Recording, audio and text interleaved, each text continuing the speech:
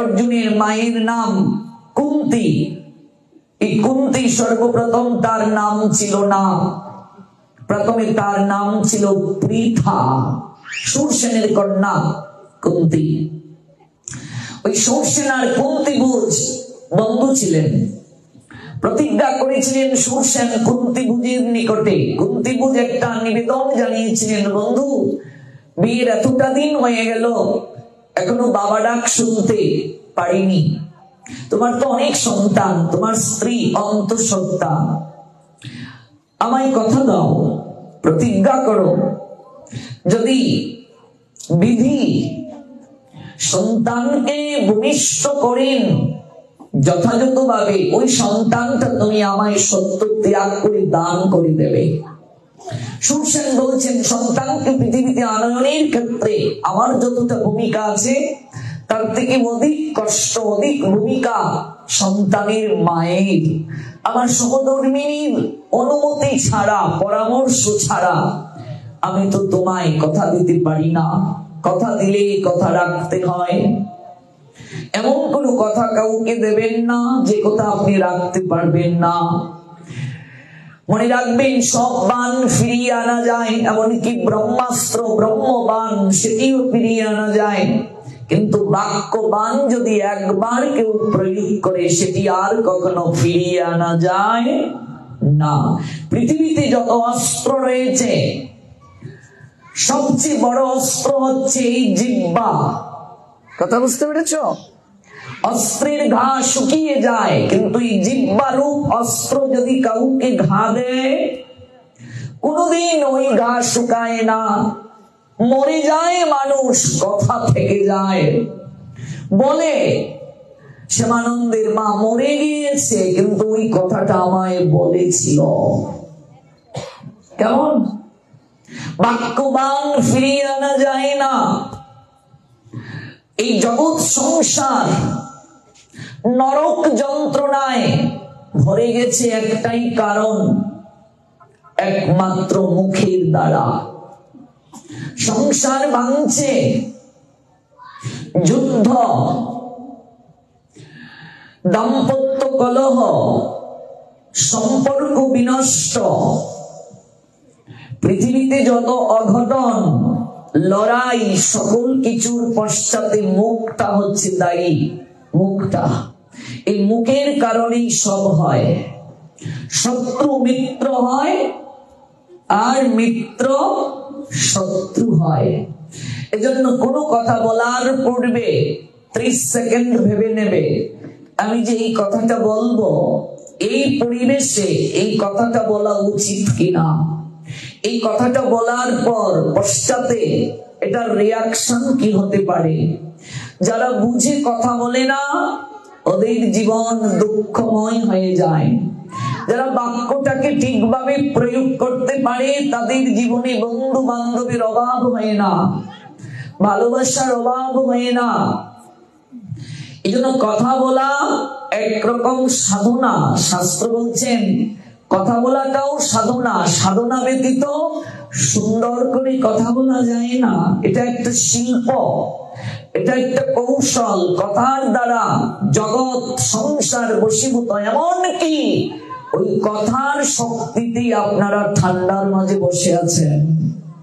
ওই কথার কারণে আপনারা বহু দূর দূরান্ত থেকে এসেছেন। কথার এত শক্তি, কিন্তু আমরা এই কথাকে বুঝে না বুঝে প্রয়োগ করে ফেলি। আমরা এই কথাকে যত্রতত্র ব্যবহার করে নেই। একবার যদি বদন থেকে কথা বের হয়ে যায় এটি আর ফিরিয়ে নেওয়া যায় না। কুন্তি না বুঝেই কথা বলে ফেললেন। অর্জুন এসে প্রণাম দিয়ে বলছেন, মা একটা দান নিয়ে এসেছি, দান। কুন্তি তো ধ্যান করছিলেন, বলছে ও মা একটা দান নিয়ে এসেছি। কুন্তি একটিবারও জানার চেষ্টা করলেন না, কি দান নিয়ে এসেছিস বাবা? বললেন পঞ্চব্রাতা ভাগ করে নাও। বাস পড়ল অর্জুনের মাথায়। কন্যা দান গ্রহণ করে এলাম, এটি কি ভাগ করে নেওয়া যায়?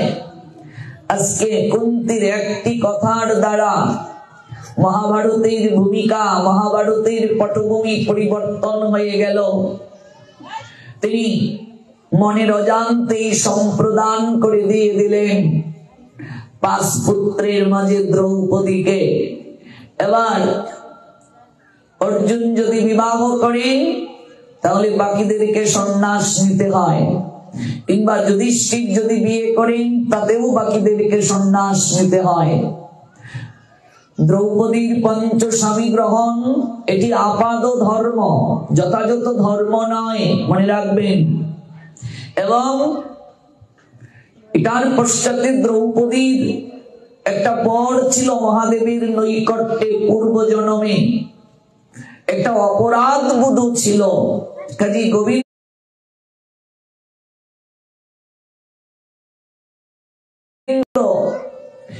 দ্রৌপদীর এই বিবাহকে আপাদ ধর্ম বলছেন, এটি যথাযথ ধর্ম নয়।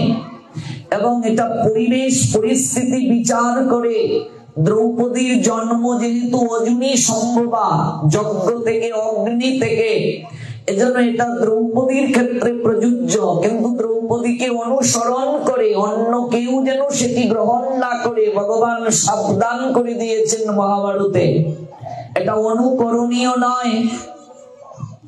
দ্রৌপদীর সাধনা এবং সন্তান প্রাপ্তি, দ্রৌপদীর জগতে আগমন পিতামাতার মিলনে নয়, যজ্ঞ থেকে দেবতার প্রসাদ। আমরা দ্রৌপদী নই, আমরা পঞ্চ পাণ্ডব নই, কাজেই আমরা যেন এটি অনুকরণ না করি, গোবিন্দ সাবধান করে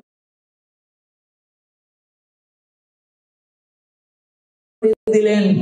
এবং এটি ধর্ম নয়, এটি আপাদ ধর্ম, এটি আপাদ ধর্ম। আপদ কালে যখন ধর্ম সংকট হয় তখন বিচার বিশ্লেষণ করে কি গ্রহণ করা হয় সংকট কালে। কাজে এটি প্রকৃত ধর্ম নয়, এটি আপাদ ধর্ম বলে গণ্য। দ্রৌপদীর এই বিবাহ মায়ের একটা বাক্য বদন থেকে নিঃসৃত হয়ে পটভূমিটাই পরিবর্তন করে দিল। এজন্যই যুধিষ্ঠির মহারাজ বলেছিলেন, আদেশ দেওয়ার অধিকার যার আছে, অজ্ঞান থাকার অধিকার তার নাই। পিতামাতা হলেই যে কোনো আদেশ সন্তানকে দেওয়া যাবে না, বিচার করে বিশ্লেষণ করে। একটা বাক্যের দ্বারা রামায়ণের পটভূমি পরিবর্তন হলো। কি পটভূমি? রাজা দশরথ কৈকেয়ীর সেবায় সন্তুষ্ট হয়ে বলেছিলেন, তুমি আমার নিকট বর প্রার্থনা করো। কৈকেয়ী বলেছিলেন, সময় মতো চেয়ে নেব মহারাজ। কৈকেয়ী রঘুপতি রামচন্দ্রকে যতটা ভালোবাসতেন, নিজ মাতা কৌশল্যাও ততটা ভালোবাসতেন না। যখন রামচন্দ্রের অভিষেক হবে এই সংবাদ কৈকেয়ী জেনেছিলেন, নিজের ব্যক্তিগত তহবিল থেকে, ভান্ডার থেকে তিনি দান দক্ষিণা করছিলেন। এবং সবচেয়ে শ্রেষ্ঠ যে হার, গজমতির হার, সে হারটি তিনি মন্তরার জন্য রেখেছিলেন। মন্তরা কুলে পিঠে করে কৈকেয়ীকে মানুষ করেছে, মায়ের নিয়ায় স্নেহ দিয়েছে। কৈকেয়ীকে ছাড়া থাকতে পারবে না বলে কৈকেয়ীর বিবাহের পর মন্তরা নিজে কৈকেয়ীর সঙ্গে চলে এসেছে তাকে সেবা করার জন্য। এই জন্য মন্তরার একটা অধিকার আছে কৈকেয়ীর প্রতি, যদিও দাসী সে, কিন্তু অধিকার সেবার মাধ্যমে অর্জন করে নিয়ে নিয়েছে, মায়ের ন্যায় অধিকার। মনে রাখবেন, সংসার জীবনে তৃতীয় পক্ষকে প্রবেশ করাবেন না, সংসার ছারখার হয়ে যাবে। এটা আমাদের সমাজে প্রায়শই হয়। স্বামী স্ত্রী ঝগড়া করছে, মূর্খের মতো স্ত্রী স্বামীর বদনাম গিয়ে অন্যজনের কাছে করছে। দুদিন পর তো আবার মিলে মিশবে, থাকবে। বদনাম করছিস কেন গিয়ে মানুষের কাছে? স্বামীকে হালকা করছিস। স্বামী গিয়ে স্ত্রীর বদনাম করছে আরেকজনের কাছে, দুদিন পরে আবার মিলেমিশে ঘুমাচ্ছে, থাকছে। যে স্বামী স্ত্রীর সম্মান রাখতে পারে না, যে স্ত্রী স্বামীর সম্মান রক্ষা করতে পারে না, দাম্পত্য জীবন সুখের হয় না তাদের। কোন সময় সংসারের তৃতীয় পক্ষকে প্রবেশ করাবে না, এটা রামায়ণের শিক্ষা। সংসার ছারখার হয়ে যাবে, সংসার জীবনে মান অভিমান হবে, ঝগড়া হবে, স্বামী স্ত্রীর মাঝে হওয়াটা স্বাভাবিক। মনে রাখবে, 10 টাকার বাদাম একটা ঠুঙ্গাতে নিয়ে পার্কে বসে খাওয়া যায় একটা ছাতার নিচে, কিন্তু সারা জীবন একটা ছাতার নিচে থাকাটা এত সহজ নয়। এই জন্য অধিকাংশ মেয়েরা দেখবে প্রেম যখন করে হ্যান্ডসাম ছেলে দরকার। প্রেম করার সময় একটু রোমান্টিক ছেলে দরকার, কিন্তু বিয়ে করার সময় কিন্তু হ্যান্ডসাম রোমান্টিক খুঁজে না, দেখে চাকরিওয়ালা ছেলে আছে কিনা। খুব বয়স সমস্যা নেই, চাকরিওয়ালা থাকতে হবে, দায়িত্ববান থাকতে হবে। কারণ প্রেম করা যায়, কয়েকটা রোমান্টিক কথা বলা যায়, কিন্তু তাকে নিয়ে সংসার করা যায় না যদি দায়িত্ব না থাকে। কথাটা বুঝতে পেরেছ? আবেগ দ্বারা সংসার চলে না, দায়িত্ব পালনের যার সামর্থ্য নাই কখনো তাকে গ্রহণ করে না। নারীর মন বোঝা বড় কঠিন, রবি ঠাকুরের ভাষা। পুরুষ নারীর দেহকে স্পর্শ করতে পারে, কিন্তু অন্তরকে স্পর্শ করার সামর্থ্য সব পুরুষের থাকে না। অন্তরকে স্পর্শ করতে গেলে সাধনা প্রয়োজন, সাধনা ব্যতীত নারীর অন্তরকে স্পর্শ করা যায় না। নারী এক রহস্যময় চরিত্রা, তাকে সৃষ্টি করতে ব্রহ্মা 7 দিন সময় নিয়েছিলেন। কয়দিন গো? আর পুরুষকে সৃষ্টি করতে 1 দিন সময় নিয়েছিলেন। এই নারীকে সৃষ্টি করে ব্রহ্মা নিজেই অবাক হয়ে গেলেন, কাকে তৈরি করলাম? তিনি নিজেই উপলব্ধি করতে পারছেন না। নারী তরল পদার্থের ন্যায়, জলের ন্যায়, জলকে যে পাত্রে রাখো সে পাত্রে আকার ধারণ করে। নারীও তেমন, তাকে যে পরিবেশে রাখা হোক না কেন, সর্ব পরিবেশেই সে নিজেকে মানিয়ে নিতে পারে, তার স্নেহ দ্বারা, তার মমতা দ্বারা, তার ভালোবাসা দ্বারা। দেখবে একটা নারী অপরিচিত একটা পুরুষের হাত ধরে পিতা মাতা স্বজনাদি শৈশব কৈশোর যৌবনের প্রথম ভাগের স্মৃতিকে রেখে শ্বশুর বাড়িতে আসে। কিছুদিনের মাঝেই এই সংসার কারণটাকে সাজিয়ে তুলে, এটা আমার সংসার, ভালোবাসা দ্বারা গ্রহণ করে, সবাইকে অধিকার সৃষ্টি করে, এটা ভগবান দিয়ে দিয়েছেন, সহ্য শক্তি দিয়ে দিয়েছেন। এই জন্য প্রসবের যন্ত্রণাটা পুরুষকে দেন নাই ভগবান, নারীকে দিয়েছেন, কারণ তার যোগ্যতা আছে বলে তাকে দিয়েছেন। এটা শক্তি, এই শক্তি সবার দ্বারা গৃহীত সম্ভব নয়। এই জন্য রহস্যে আবৃত চরিত্র নারী। এই নারী রূপে গুণে লক্ষ্মী সরস্বতী, অধিকার আদায়ে এই নারী আবার উগ্র চণ্ডী, এই নারী আবার কখনো মুন্ড কর্তনকারিণী মহাকালিকা, এই নারী সাপিনী, এই নারী ঘাতিনী, এই নারী প্রাণ নাশিনী, আবার এই নারী স্তন্যদায়িনী, জীবন দায়িনী, মমতাময়ী। যে পুরুষের জীবনে নারীর সঠিক ব্যবহার হয়েছে, সেই পুরুষের জীবন স্বর্গময় হয়ে গেছে। আর যে পুরুষের জীবনে নারীর ব্যবহার ঠিক হয়নি, সেই পুরুষের জীবনটাকে ওই নারী নরক যন্ত্রণায় ভরিয়ে দিয়েছে। মিলিয়ে দেখবে, শাস্ত্রের বাক্য মিথ্যে নয়। এজন্যই প্রেমের কবি, মানবতার কবি, বিদ্রোহী কবি কাজী নজরুলের ভাষায় নারীর বিরহ দহনে জলে পুড়ে পুরুষ যেন নতুন করে সৃষ্টি হয়, আবার নারীর প্রেম ভালোবাসায় সিক্ত হয়ে পুরুষ লাভ করে নবজন্ম। নারীর বিরহে, নারীর মিলনে নর পেল কবি প্রাণ, যত কথা তার হইল কবিতা, শব্দ হইল গান। যে ব্যক্তিটা ভালো করে কথাও বলতে পারে না, ওই ব্যক্তিটাও যখন প্রেমে পড়ে, নারীর প্রেমে কবি হয়ে যায়, কবিতা লিখে। ভুল বলছি? এরকম আছে নাকি অভিজ্ঞতা? শোনাচ্ছে কবিতা? শোনায়নি? আচ্ছা। নারীর বিরহে নারীর মিলনে নর পেল কবি প্রাণ। কত কথা হইল কবিতা, ছন্দ হইল গান। যে কোনোদিন গান গাইতে পারে না, চোখ গুনগুনিয়ে গান শোনায়। দেখিয়াছি যবে তোমায় হৃদয়ে বাতায়ন করি, তোমারে চাহিয়া জেগেছি নিশিত, গিয়াছি গো ভালোবাসি।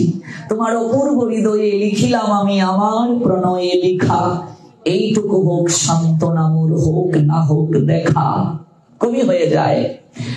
প্রেম হৃদয়ে আসার সঙ্গে সঙ্গে নজরুলের ভাষায় যত কথা তার হইল কবিতা, ছন্দ হইল গান। প্রেমিক হয়ে যায়, গায়ক হয়ে যায়। এই জন্য বুঝে শুনে সাপের সঙ্গে খেলা করবে। অজা যদি হতে না পারো, সাপ নিয়ে খেলবে না, জীবন বরবাদ হয়ে যাবে। প্রেম বিয়ের আগে করবে না, বিয়ের পরে প্রেম করবে। যুব সমাজকে বলছি, কি করবে? প্রেম কখন করবে? বিয়ের পরে। জীবন বিনষ্ট হয়ে যাবে, বিনষ্ট হয়ে যাবে। আর ভক্ত যারা, ওরা তো প্রেম করবেই না, স্পিরিচুয়াল পাওয়ার নষ্ট হয়ে যায়। একটা গবেষণায় দেখা গিয়েছে, যারা সম্পর্ক করে বিয়ে করেছে 90% দাম্পত্য জীবন সুখের না। 90% সংসারে আহাকার। কেন জানো? বিবাহের আগেই সব রস ঢেলে দিয়েছে, আর তো রস নেই। আহাকার, যন্ত্রণা। একটাই বাক্য, তোমায় বিয়ে করাটাই ভুল ছিল, সিদ্ধান্তটাই ভুল ছিল। এজন্যই ভাগবত শাস্ত্র বিবাহের আগে সম্পর্ককে সমর্থন করে না। এটা অবৈধ সম্পর্ক বলে গণ্য। কাউকে ভালো লেগেছে, সঙ্গে সঙ্গে বিয়ের প্রস্তাব দাও। সামাজিক স্বীকৃতি নিয়ে, শাস্ত্রের স্বীকৃতি নিয়ে সংসার করে ভালোবাসো, কৃষ্ণের সংসার করো, তাতে পাপ নাই। কিন্তু নরকগামী হবে, পরকাল নরক যন্ত্রণায় ভরবে, ইহকালও নরক যন্ত্রণায় ভরবে, যদি সঠিকভাবে জীবনের সদ্ব্যবহার করতে না পারো। কতজনকে আমি দেখেছি, আমার নিজের চোখে দেখা, আমার এই পাঠগুলো শুনে জীবনকে পরিবর্তন করেছে। সেকা খেয়ে, মদ খেয়ে পড়ে থাকে। বললাম, কি রে, তোরে তো কষ্ট কিসে? আপনি কি এগুলো বুঝবেন? আমি বলছি, বল না দেখি, একটু বুঝতে পারি কিনা। কয়, সোনালি আমায় ছেড়ে চলে গেল। এখানে কোন সোনালি থাকলো, এই জন্য মদ খাস। মদ খেয়ে কি সোনালীকে ভুলতে পারিস? বলছি, প্রভুজি, যতক্ষণ নেশার ঘুরে থাকি ততক্ষণ মনে হয় না, নেশা যখন কেটে যায় আবার সোনালীর কথা মনে হয়। তো বললাম, তুই যে নেশা করছিস, ওই নেশায় সোনালীকে ভুলে থাকা সম্ভব নয়। একবার যদি এই নেশা কারো চিত্তে উদয় হয়ে যায়, পৃথিবীর সকল যন্ত্রণার অবসান হয়ে যায়। নামের নেশা, কৃষ্ণ প্রেমের নেশা এত শক্তিশালী। জগাই মাদাইকে ডেকে বলেছে, জগাই বলে, শুনরে মাধাই ভাই, কাল শুনেছি এই হরির নাম লাগলো বিষের নিয়ায়, আজ কেন নাম মিঠা লাগে রে ভাই। গতকাল যে নাম শুনেছি, যে সাধু হরিনাম করত, তাকে মারতে গিয়েছি, হত্যা করেছি, মুন্ডু নিপাত করেছি, কিন্তু আজ এই কৃষ্ণ নাম যত শুনি চিত্ত ব্যাকুল হয়ে যায়, কর্ণে তৃপ্তি আসে না, মন চায় অনন্তকাল ধরে এই নাম শ্রবণ করি রে। এ যেন মদের নেশা থেকে অধিক নেশা রে। তাই জগাই মাধাইকে ডেকে ডেকে বলছে, জগাই বলে, শুন রে মাধাই ভাই, কাল শুনেছি ওই হরির নাম লাগলো বিষের নিয়ায়, আজ কেন নাম মিঠা লাগে রে। দয়াল নিত্যানন্দ বলেছিলেন, তোমরা কি নেশা করছো? এর থেকে বড় নেশা আমার কাছে আছে, তোমার কাছে আছে। কি করে খেতে হয়? নিত্যানন্দ প্রভু বলছেন, না, এটা খেতে হয় না। তাহলে কি? শ্রবণ করলেই নেশা হয়ে যায়। বলছে ওমা শুনেছ, এই মাথায় শুনেছিস এমন নেশা আছে নাকি রে জগতে, খেতে হয় না শুনলেই নেশা হয়ে যায়। তাহলে একবার শুনি। নিত্যানন্দ প্রভু বলছেন একবার দুটো বাহু তুলে একবার বদন বড়ে হরি বলো, দুটো বাহু তুলে বদন বড়ে একবার হরি বলো। হরি ও আবার কে বলো না একবার। আমরা বলতে পারবো না, স্বয়ং নিত্যানন্দ প্রভু করজোড়ে বললেন একবার বলো না। তোমাদের নিকটে অনুনয় করে বলছি একবার একবার হরি বলো। তোমাদের দুটো চরণ ধরে বলছি একবার মুখে হরি বলো। তাতেও মন গলল না গো, কলসির কান্দা দিয়ে নিত্যানন্দের মস্তককে ফাটিয়ে দিল। নিতাই চাঁদ কেঁদে কেঁদে বললেন ওরে মেরেছিস কলসির কানা, তাই বলে কি প্রেম দেব না? মেরেছিস মেরেছিস তাতে ক্ষতি নাই, সুমধুর মুখে একবার হরি বল ভাই। জসিমউদ্দিন, কবি জসিমউদ্দিন লিখলেন এই দৃশ্য দেখে কবিতা, আমার এ ঘর ভাঙ্গিয়াছে যে আমি বাদি তার ঘর, আপন করিতে কাঁদিয়া বেড়াই যে মোরে করিল পর, যে মোরে করিল পথের বিভাগী, পথে পথে আমি ফিরি তার লাগি, দিগল রজনী তার তরে কাঁদি, ঘুম যে হরেছে মোর। আমার এ কুল ভাঙ্গিয়াছে যে আমি তার কুল বাদি, যে মোরে দিয়েছে বিষে বড়া বান, আমি দেই তারে বুক ভরা গান। ভাবা যায়, কল্পনা করা যায়? এটাই সনাতনের দর্শন, এটাই সনাতন ধর্ম। পৃথিবীর ইতিহাসে পাবে না, এই দৃশ্য পাবে না। একজন মাথা ফাটিয়ে দিল আর রক্ত ঝরছে, তবুও তিনি হাত জোর করে বললেন মারবি, আরো মার, আরো মার রে।